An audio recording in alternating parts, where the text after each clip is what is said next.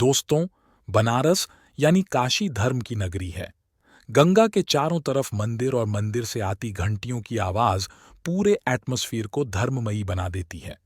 इस शहर की रिलीजियस अट्रैक्शन से विदेशी तक खींचे चले आते हैं। मगर इसी काशी में कुछ चीजें ऐसी भी हैं जो आपको अंदर तक झकझोर सकती हैं। एक जगह है वाराणसी का मुक्ति भवन, जहां देश भर से सिर्फ लोग आकर ठहरते हैं, वो भी मौत के इंतजार के लिए। वाराणसी के काशी लाभ मुक्ति भवन में देश भर से लोग आते हैं, कभी न जाने के लिए। इस भवन की यात्रा इस दुनिया में उनकी अंतिम यात्रा होती है, क्योंकि यहां से वे सीधे परलोक की यात्रा पर निकल पड़ते हैं। हिंदू मान्यता के अनुसार काशी का निर्माण भगवान शंकर ने मुक्ति के लिए किया था। इसीलिए बहुत से लोग काशी में अपनी देह त्याग मोक्ष प्राप्त करना चाहते हैं। ऐसे लोगों को मुक्ति भवन में फ्री ऑफ कॉस्ट रहने की सुविधा दी जाती है।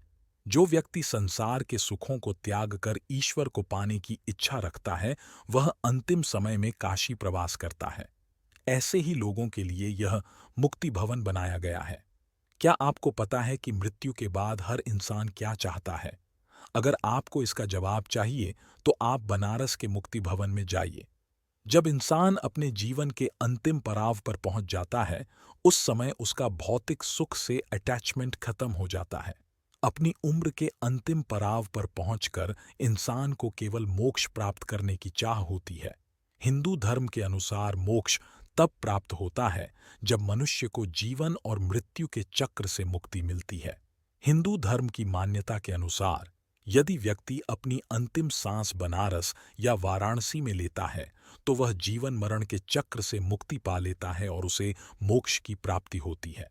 गंगा नदी के तट पर बसे इस पवित्र शहर में दूर दूर से लोग या तो निर्जीव देह बनकर आते हैं या देह त्यागने आते हैं। बनारस में स्थित यह मुक्ति भवन डोनेशन से चलता है। यहाँ आकर लोग अपने लास्ट मोमेंट्स का इंतजार करते हैं। इस मोक्ष भवन में 12 रूम्स हैं।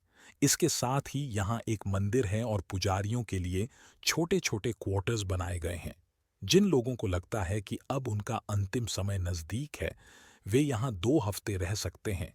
इसके बाद भी अगर यहाँ आने वाले व्यक्ति की मृत्यु नहीं होती है, तो मुक्तिधाम प्रशासन उनसे कमरा खाली करने का विनम्र अनुरोध करता है।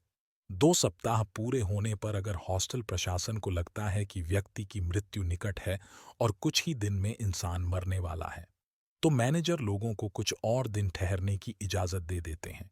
आपको बता दें कि अब तक यहाँ 14,577 लोग ठहर चुके हैं, जिनमें से अधिकांश की मृत्यु यहीं पर हुई है।